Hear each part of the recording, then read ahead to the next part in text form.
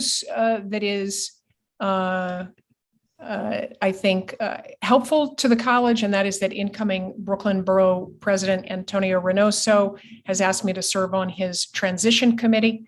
Those meetings start next week. I'm excited to do so, excited to be a part of the team that will help the Brooklyn Borough President understand higher education, and really want to be in the center of that dialogue as we move forward with new leadership at the borough level.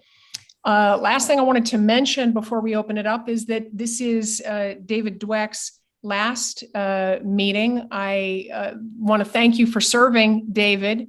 You have been a vocal proponent of the student perspective, and I think we've all enjoyed tremendously your engagement and benefited from it. So I want to thank you for serving on Student Government and on Policy Council and the Infrastructure, Fiscal, and Planning Committee. And I really want to thank you for your dialogue and your engagement. It would be terrific for everyone to be that engaged. I'm not sure we'd get much done because we would have a lot of engagement, but your engagement is terrific and admirable, David. We all wish you the best, and we'll talk a little later about how we will try to fill these big shoes. Also want to welcome Timothy Shortell, Professor Shortell from sociology, who has now been voted the chair of faculty council. He sits in this meeting by designation. We are pleased to have you here, Tim, and welcome your insights and your leadership here on the team.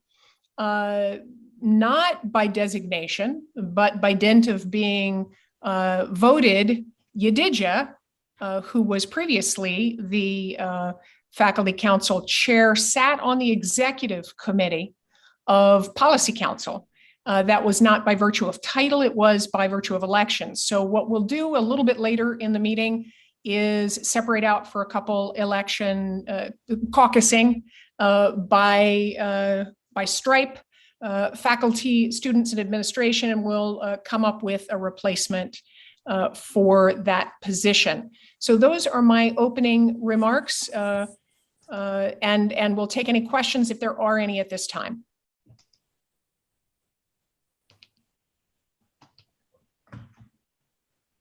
Mobina, do you have your hand up? Hi, thank you. I don't know if this is the right place to put it, but I guess it's a question about that came up at Faculty Council yesterday, as well about medical accommodations and about the request for medical accommodations that people are making, and that it sort of seems to be that a number, not outright denials, but when people are requesting medical accommodations because of health conditions, they are being offered something other than what they requested, which is remote teaching. I've gotten a crash course in this in the last 6 weeks or so. And while the employer is not required to provide the accommodation that is requested, there is a way in which I'm really struggling to understand why allowing somebody to continue teaching remotely is an undue hardship for the college, or why that's not a reasonable accommodation. And the only thing that we can think of is that it is the Cuny Mandate as opposed to any genuine consideration of the individual request. So the Cuny Mandate that everyone must teach one class in person. I'm bringing this up also because what came up at Faculty Council yesterday is that as a consequence of this sort of enforcement of a policy that frankly doesn't make much sense, especially since we already have the 70-30 mandate. As a consequence of that, we have faculty members who have been here 20 years, 30 years, 40 years, who are valued members of the community, who are in effect being forced to retire over one course, right? And who are feeling that the end of a 35-year relationship or a 30-year relationship is being told that, well, too bad, we can offer you this, but we can't offer you this one thing that is, you know, so it's just not, you know, it doesn't leave people feeling valued or respected. And that's something that came up. So I'm wondering if there is any movement on CUNY's side about this particular aspect of the policy? Is there any reason why people can't continue to teach remotely when it's actually easier for the college in many cases than providing them alternate accommodations? So I appreciate you bringing it up, Mobina. I understand that a lot happened after I had to leave the faculty council meeting yesterday. It's the one faculty council meeting I couldn't attend the full thing. And I understand there was a very robust discussion about this, a lot of people engaging on it and concerned about it. In having heard about some of that, and certainly your remarks are totally consistent with what I've heard, I've called for a meeting of, well, let me just say at the outset, I'm not involved in the individual back and forth that happens at the HR level. I have called for a meeting with the relevant people who are to try to figure out what's going on and what the policy implications are and what the concerns are at the much more granular level.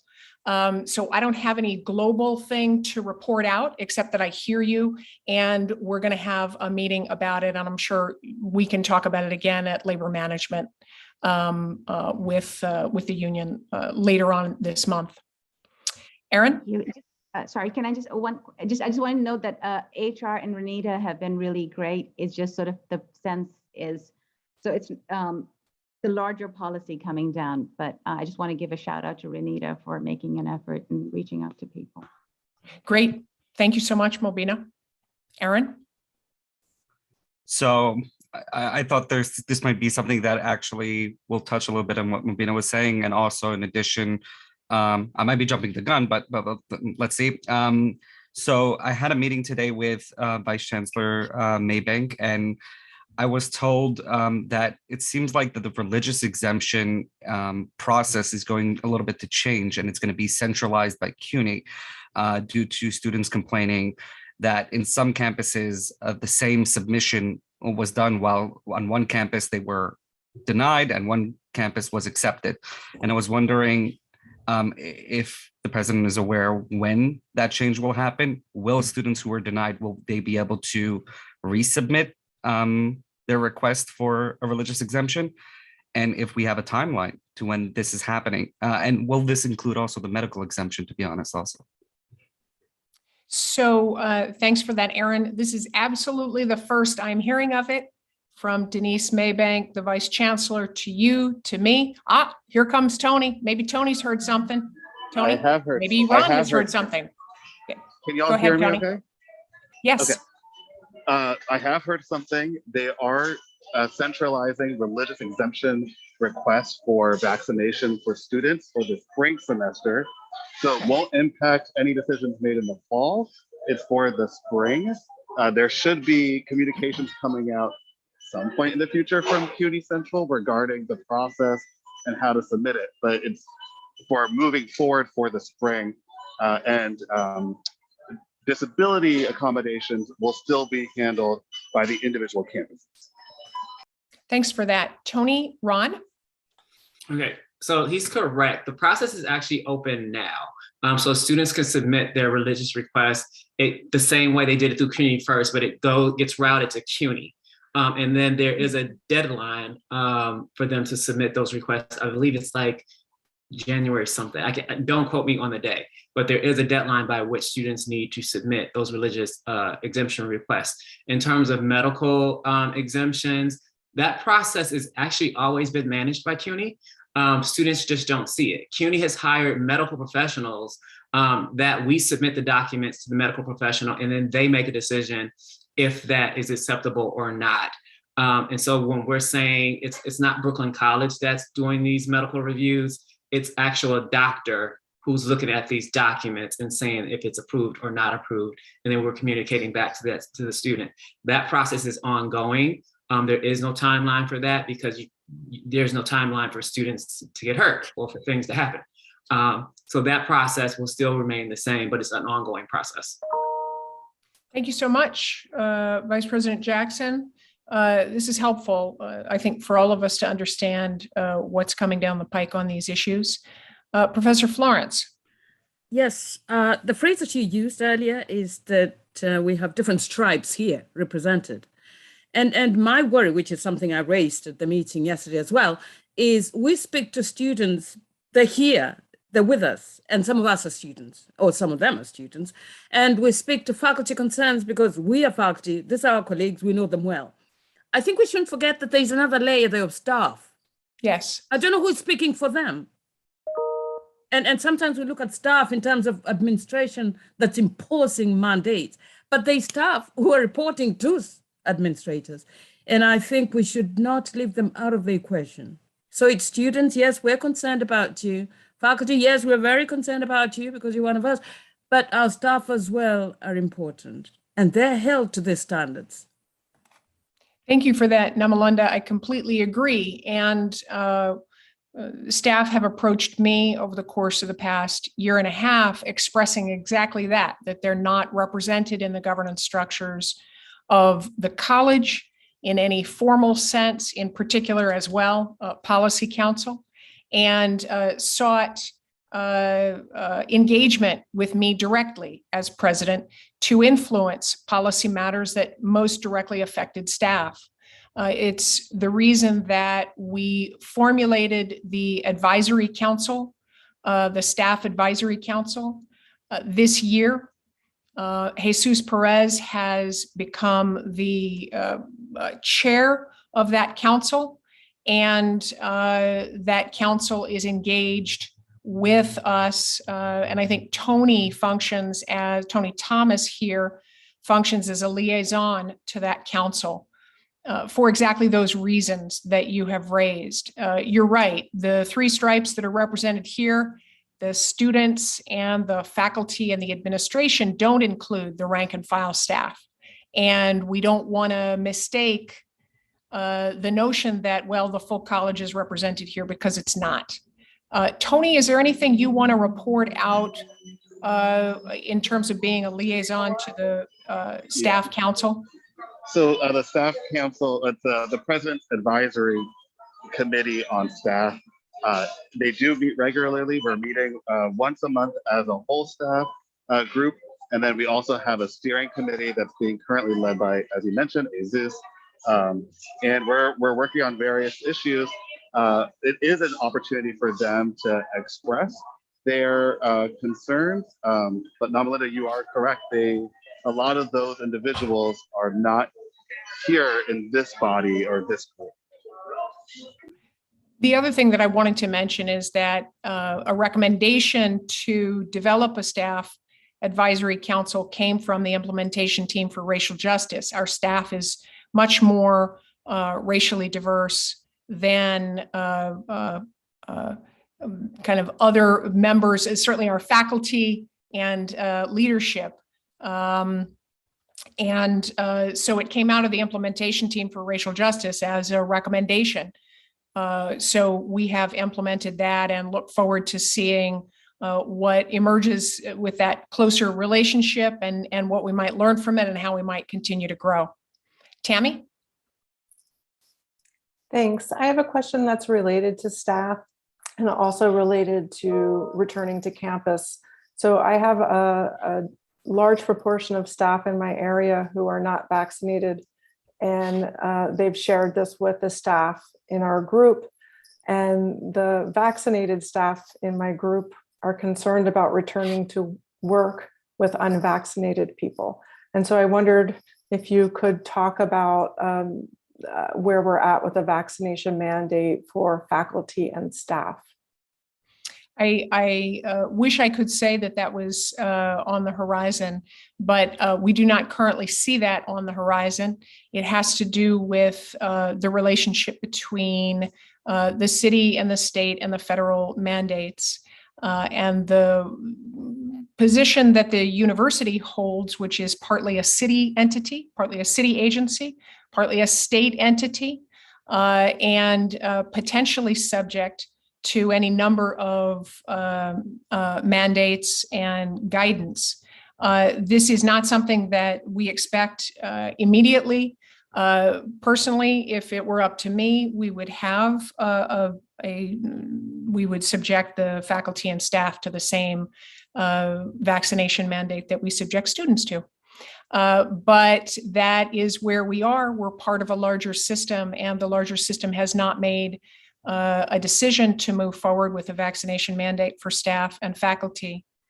One thing I will say is that the protocols that we follow to enhance safety across the campus are very rigorous.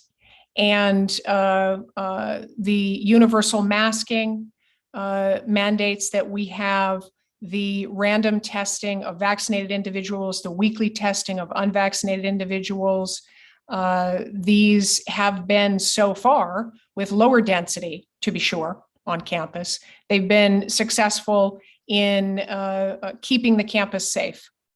And kudos to the environmental health and safety folks, Alan's team, for helping us with those safety measures.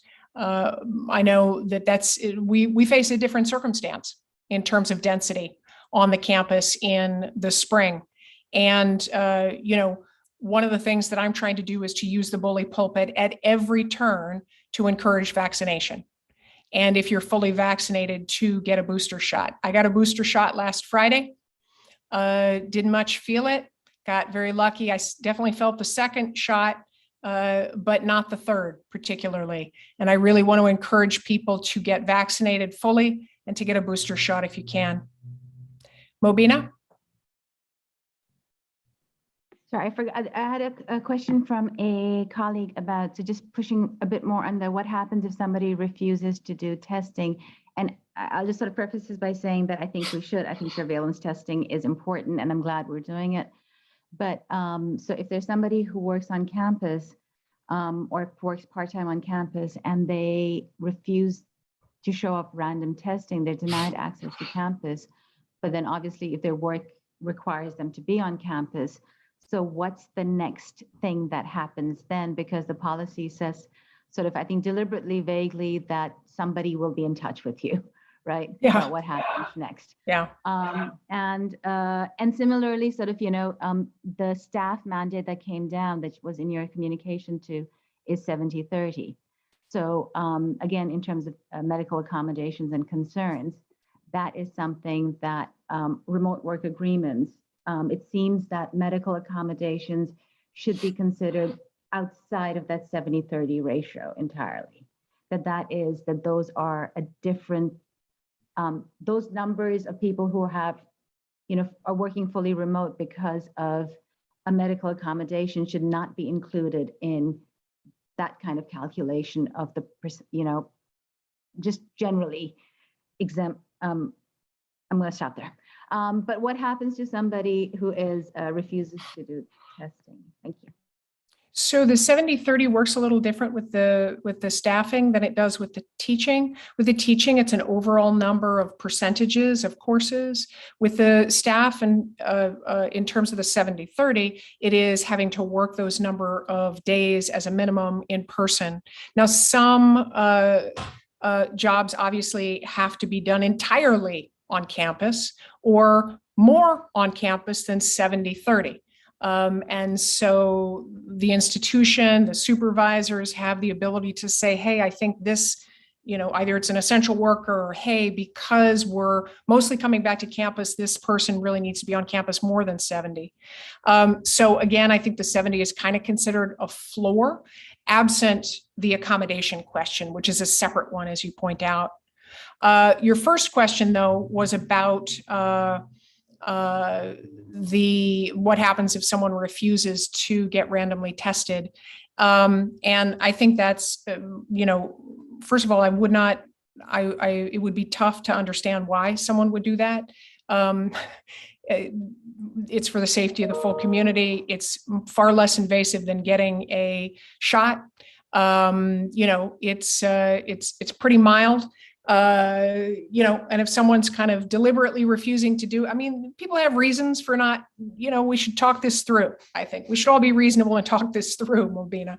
But when someone's deliberately defying a directive that's about safety, then we're going to have to eventually, and we've tried to work it out, we're going to have to treat it like another disciplinary matter. I really don't imagine that we'll get to that place in the spring. I certainly expect that everybody will be responsive to the random testing mandates, as well as the weekly COVID testing requirements. Jenny?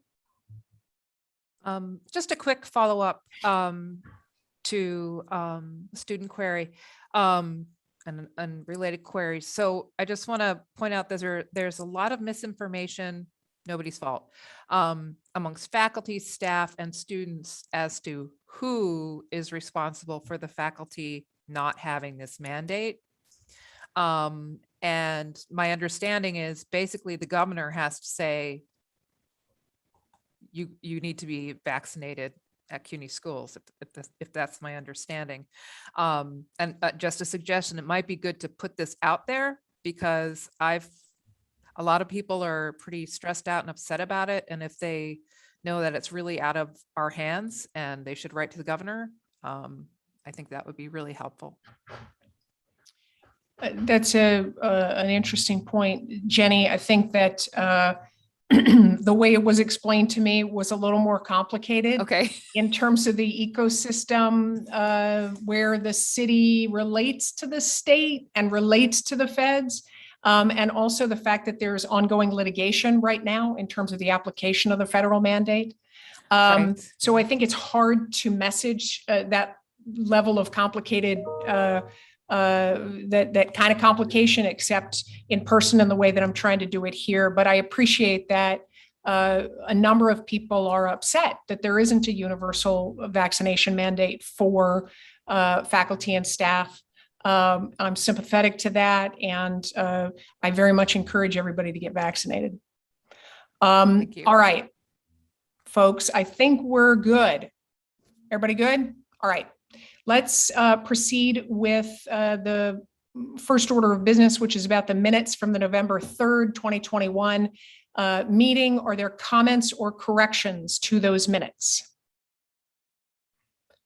Thank you for taking them, Zunera. Hearing none, I will assume that this is a motion to approve, and I will assume that your vote is yes on the minutes unless I hear otherwise. Is there opposition to the minutes? Anyone like to abstain from the minutes? Great, the minutes are adopted. So what we need to do is, I mentioned that we have to elect someone to replace Yadidja on the executive committee of the Policy Council as a representative from the faculty. So we need to do that, and the faculty is going to need to caucus separately to do so. We also, I thought at this time, it might be useful to just go ahead and bang out another thing that we need to do, which is to replace David Dweck as the secretary for the Policy Council. It's not something that has to be a student, but ever since I've been here, and from what I can tell, time immemorial, it has been a student. So that role is not actually to take notes. Brilliant Zunera does all of that, and she assembles the minutes for the meeting, but it is someone to check. It is someone who functions as a check to ensure that the right elements are presented and it's as thorough as is appropriate given the history here. So I thought, unless there are objections, that the students could caucus for that nomination. That has to be adopted by the full council, and the faculty could caucus for their representative, which doesn't have to be voted on by the full body. And I thought we might do those at the same time in breakout rooms. Robert or David, you got any comments on this? You guys okay? I was exactly going to bring that up. Well, right on. We're good. David, or Robert, you're okay? Okay. Are there any objections to that as a strategy for how we move forward? Administration just stays put. We have breakout rooms for faculty to elect a representative. Yourself. We have a breakout room for executive committee. We have a breakout room for students to propose someone potentially to be the secretary of the Policy Council. Hearing no objections, I'll ask Zunera to go ahead and give us the breakout rooms.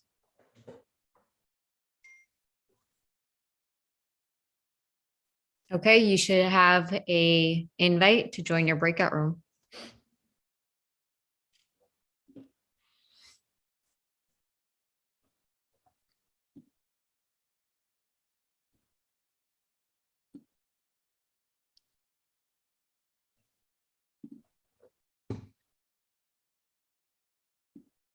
I wonder if, okay.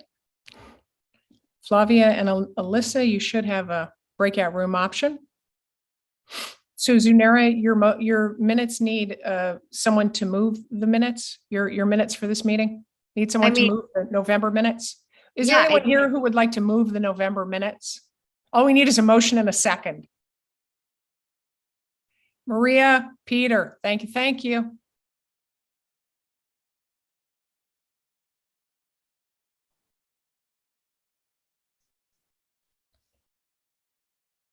So as a matter of process, I think the executive committee rep from the faculty just goes forward, and the new secretary of policy council would have to be voted on by the full body.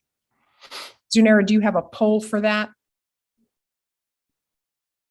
I can do a poll, or if you want to. Oh, it's possible that there's just one and then we can kind of do it by acclamation. Okay, yeah. Good. We deliberated long and hard, and Robert It is the looks only long one and that we hard. decided It on. looks really long and hard. You guys, it seems like it was a serious deliberation. Oh, the faculty's back too. Terrific. Is everybody back?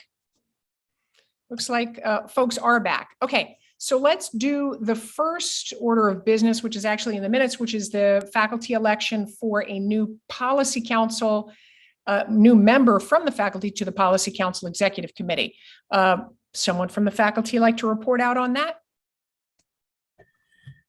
It's my sad duty to report that I was selected to, no, not sad. I'm happy to play that role.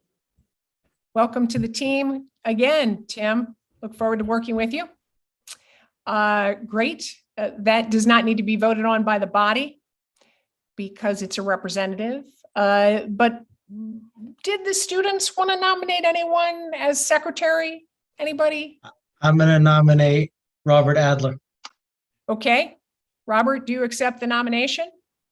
I accept it pending the vote. Okay. Are there any other nominations for Secretary of Policy Council? Hearing none, I am inclined to have us accept this by acclamation. Thank you very much, Robert, for being willing to serve in this role. I appreciate it. Thank you very much. I'm honored to be here. Oh, we are honored to have you. That's terrific. Okay, so we're at the portion of the meeting where there are committee report outs. The first committee is Governance and Policy Committee. Tammy, do you have a report out from that committee?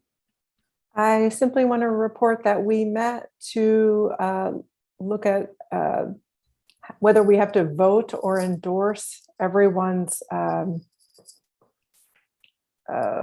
slate that they bring forward in the first week, not the slate, but their team. And we had written something up, but we since got another request to look at vacancies. And since this is going to be part of the same document, we are going to be waiting until the next meeting where we have time to put it all into one package so we don't have to bring multiple packages to the group. So we will be meeting before February and we'll have something to vote on then. Terrific. Hey, Tammy, in your committee, does Tim sit by designation? Yes. Tony, can you back me up on that? Tony? Is that a yes, Tony? It's a yes. Can you hear me? I apologize. That's okay. Okay. That's all we needed. I thought so. So Tim, that's part of the deal. So thank you for your service. Yes, he's already been looped in. So okay. we Terrific. were expecting him. Good. David, did you have your hand up? Yeah, I just had a question regarding the language for that bill. It came to my attention that the committee was inclined to choose that the entire body does need to approve the slate of committee members. David, If that is the case.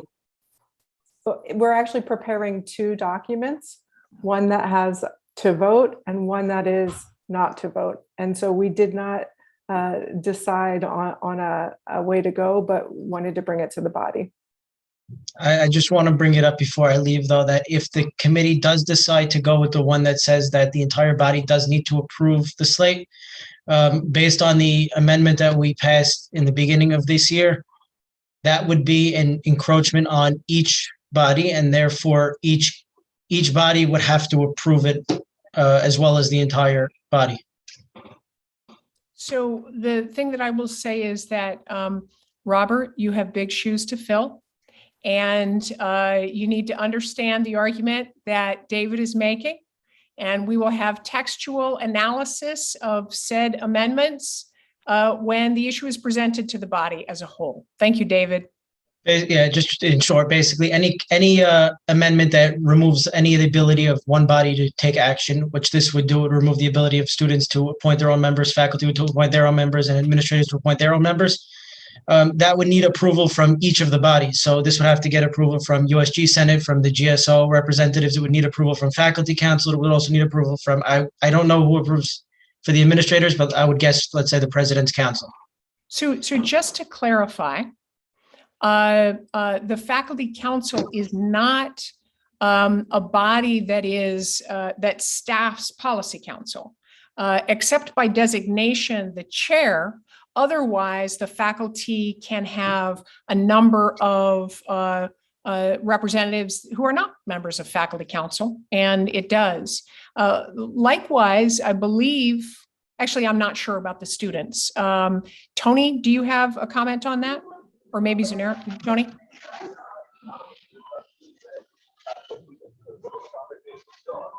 Tony? Sorry, I apologize. I can't hear me. I'm trying to use headphones. What I was going to say was, if we could table this part of the conversation till our next meeting, where everyone will have things in paper and we can see what we're talking about. It's really difficult to talk about this in the abstract. So I would prefer to wait for when we're all on the same page and we're all looking at the same documents. Okay. That's fine. I just wanted to make sure it's ready because I didn't want something to come in the next meeting and then have to get thrown out because it didn't go through the procedural process. But the thing I was talking about was Article 8, Section A, amendments to this governance plan may be initiated by any constituent body of the Policy Council, so provided that such amendment does not alter the powers held by another constituent body without the consent of that body. So that's my friend, we do not have the document in front of us. You can make a link to the document and put that in the chat, and we could take a look at it. We will be sure to have it in front of us when we discuss the underlying matter, but I'm going to refer this back to the committee until the committee seeks to move it forward. And I would just like to assure David that this is a consideration that this subcommittee is looking at. Okay, you're well represented by your peers. Great, thanks. Faculty-student relations. Ron, I believe you chair that committee. Do you have any particular report out from the committee? No new report other than what we reported last week, and we submitted that in writing, so nothing new this week. Terrific. Ron, I'll just make a general remark that we're hoping that people can meet on a regular basis between the meetings. The reason I say that is that there's, in particular now, we're focused on enrollment and trying to develop a strong enrollment management plan. And each of the subcommittees in this Policy Council can contribute to that and take on some of the issues that are, part of the other teams that are moving forward with developing a plan. But thank you, Ron. Fiscal infrastructure and planning, Alan? Sure.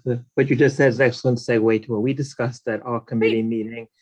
The group is very interested in data that came up, and because I'm co-chairing the strategic enrollment management, data strategic intelligence team committee. I know we have members here such as Ken Gould is on that committee as well.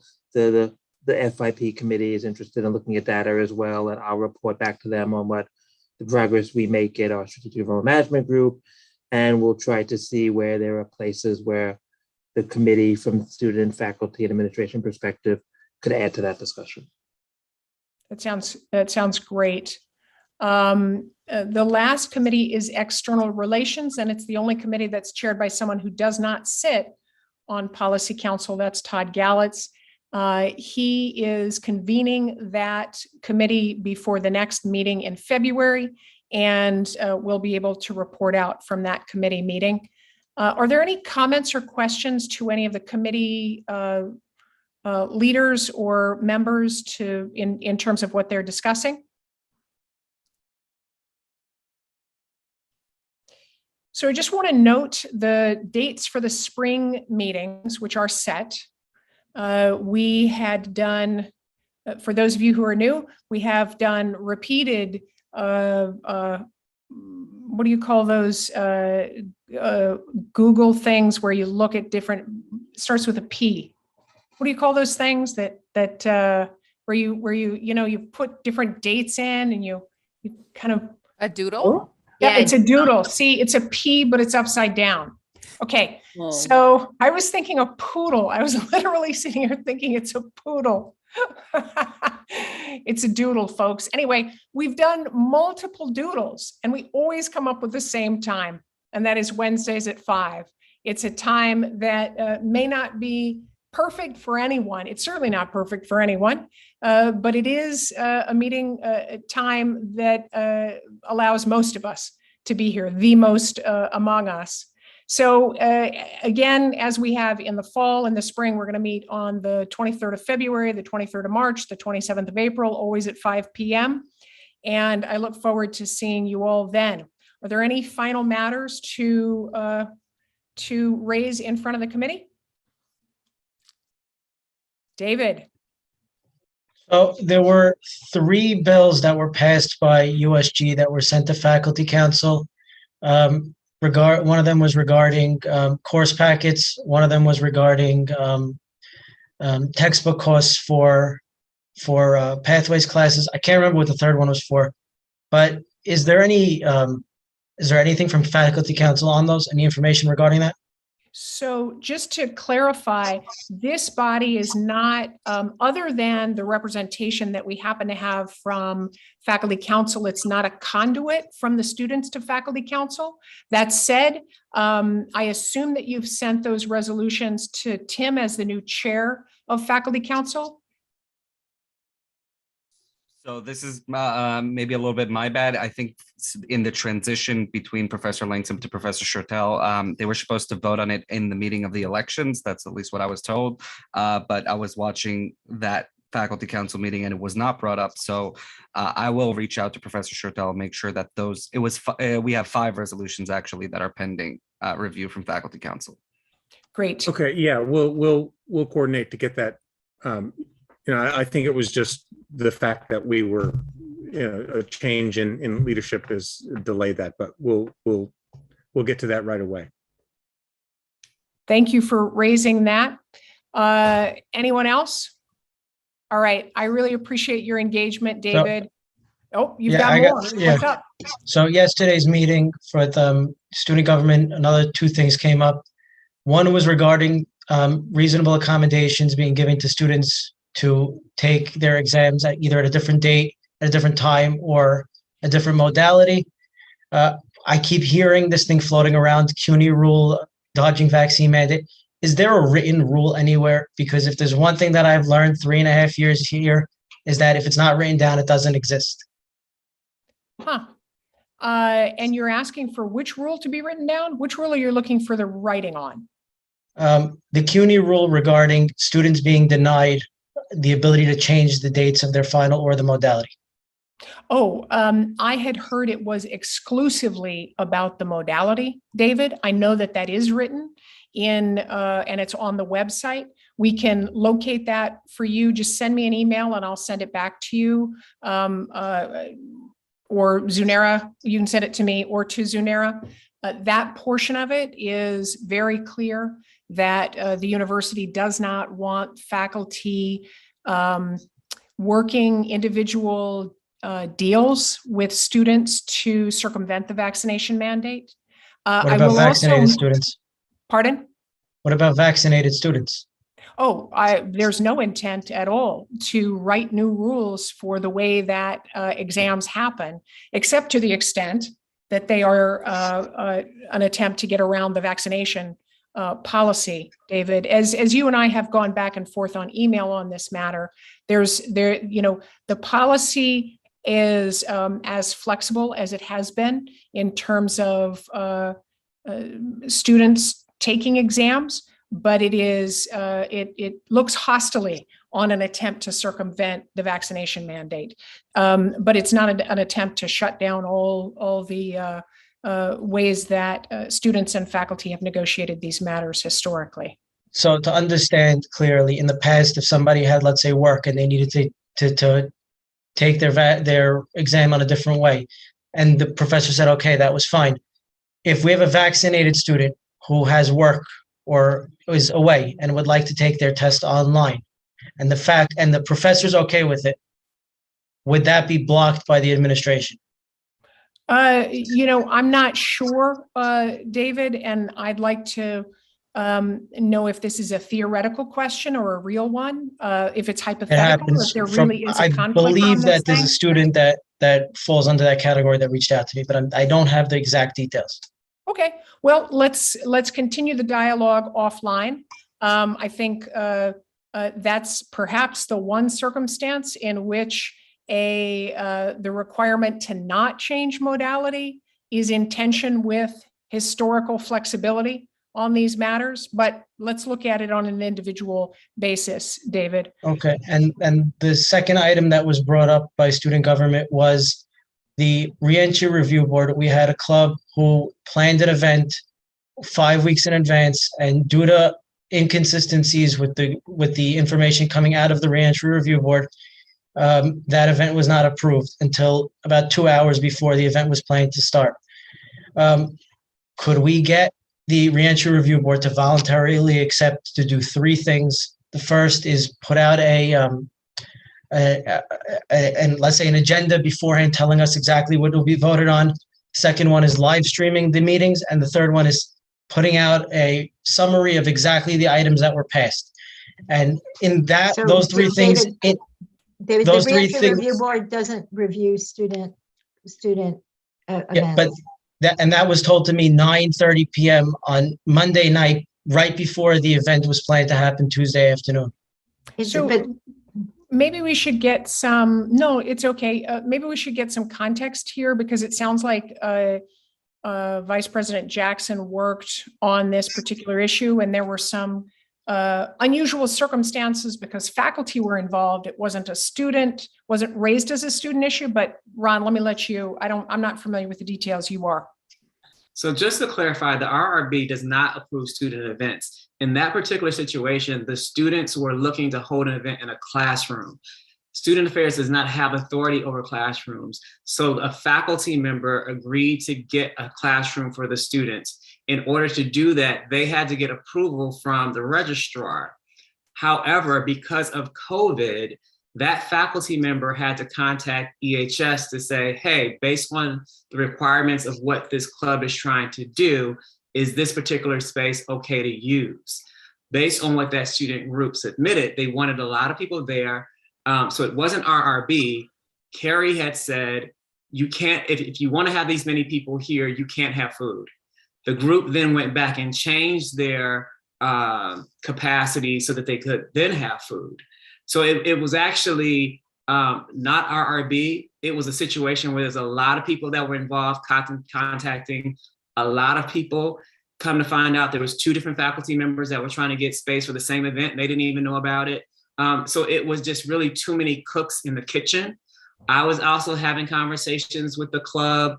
They were having conversations with other people, and that's where it got really, really messy. That there's a process in place, and student clubs really need to stick to the process. When they start falling outside of that process, and I get it, they get anxiety, but this is what happens when you want an event on one day and you change it to have it much earlier.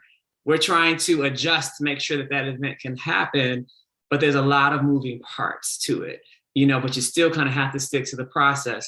So contacting Anne caused some confusion because she has no idea what you're talking about because she doesn't approve events, and I'm having conversations with one student, other students are having conversation with other faculty. So it was just messy. And I think, go ahead.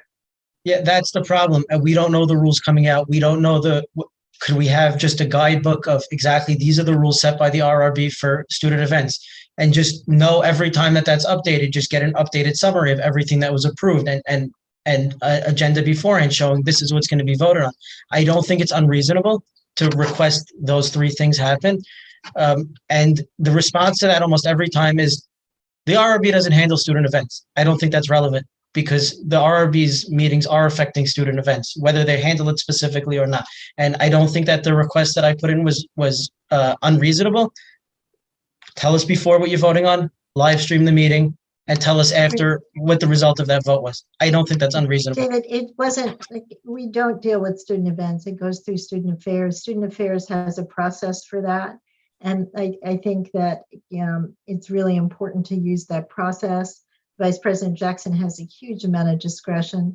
The only rule there for it, that the RRB has, people have to be vaccinated who attend these events, right? And so, I think it's pretty straightforward at this point about how that works. We communicated this in October 21st to Vice President Jackson as a way to simplify the process. And we haven't received any student events since then.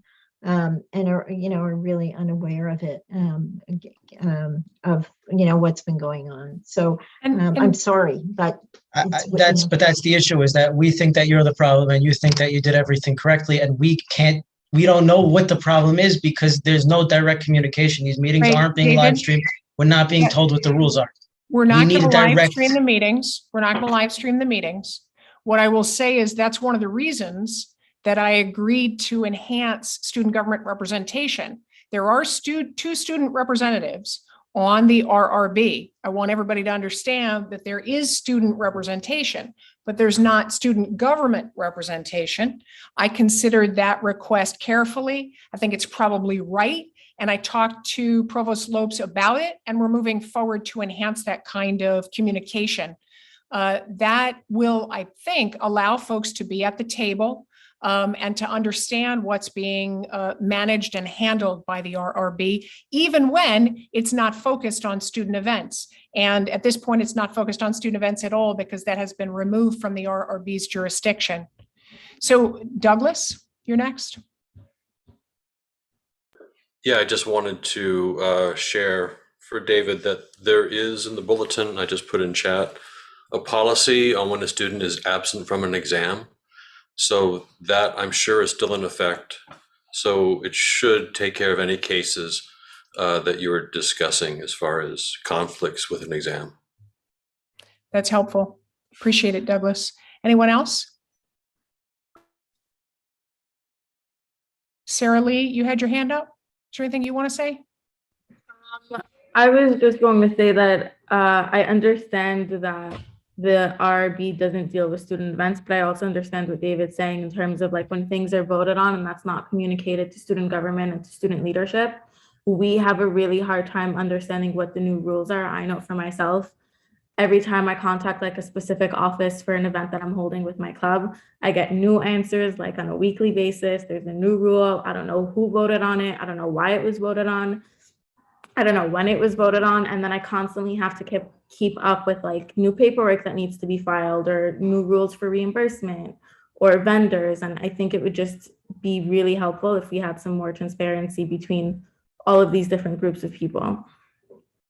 Appreciate that comment, Sarah Lee. Ron, you've got your hand up. So there haven't been any new rules. So the student event management team is what coordinates student events. David actually sits on that committee. So he sees and that's the group that actually approves students' events. That's really the only group that you need to communicate with. So on that group is the representative from student government, the representative from Central Depository, which deals with the finances in terms of like, how do you spend money? And also the representative from the Student Center in terms of spaces. So when you submit your event request form, we put everything in that comment section. So anything that you need to do, you should always just go back to the event request form and we put the comments there.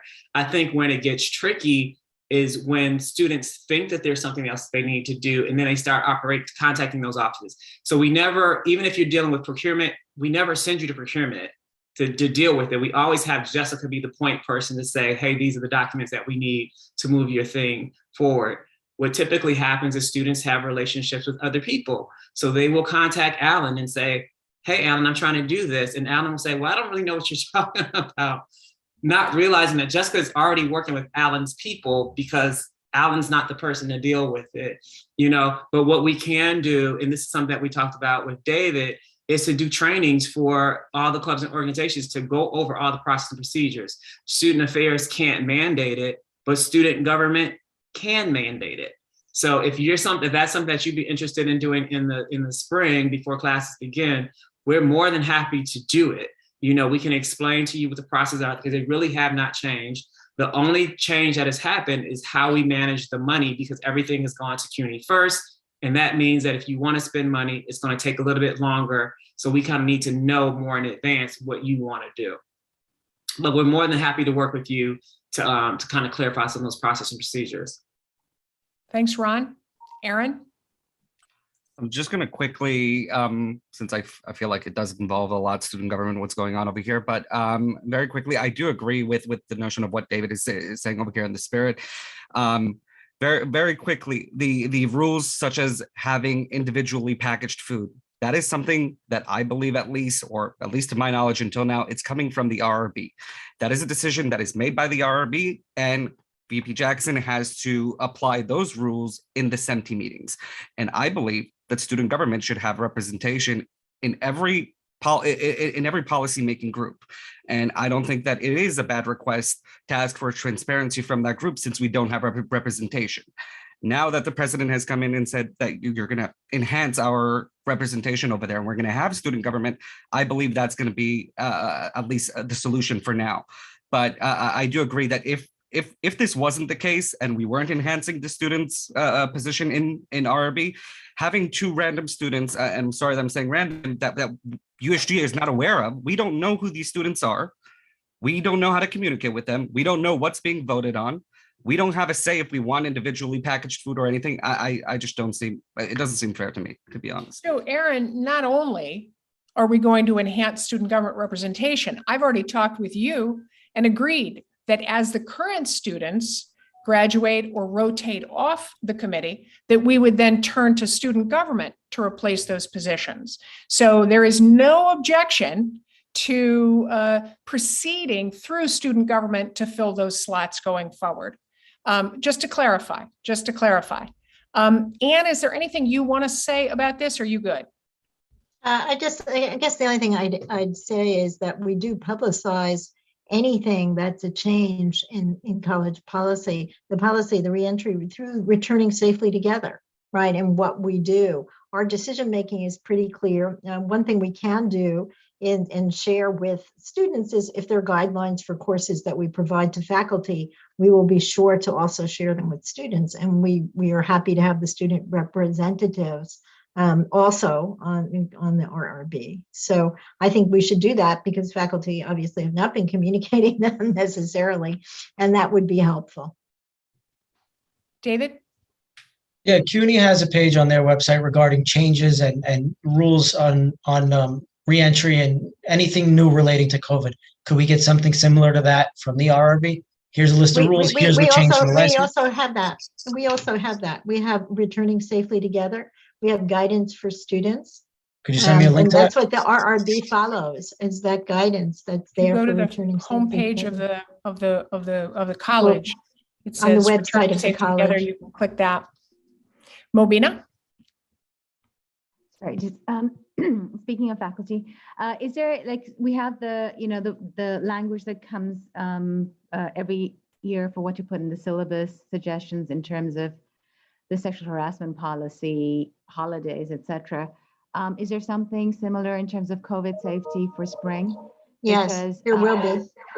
Great, because I will say many of us don't necessarily know, or we won't necessarily emphasize the importance of that.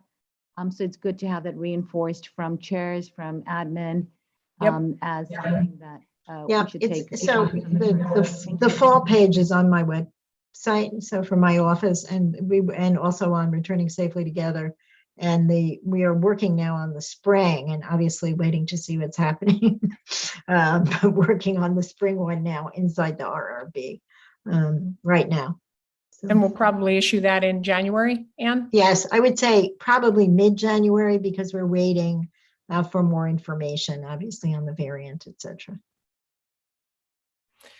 Lots to talk about, folks. I really appreciate everybody's engagement. I hope everybody has a relaxing break between semesters. I really hope that the new year brings health to everyone and safety to everyone. Look forward to talking with you all in the spring. Take good care. Thank you. Bye-bye. Thank Bye. you, everyone. Have a great break.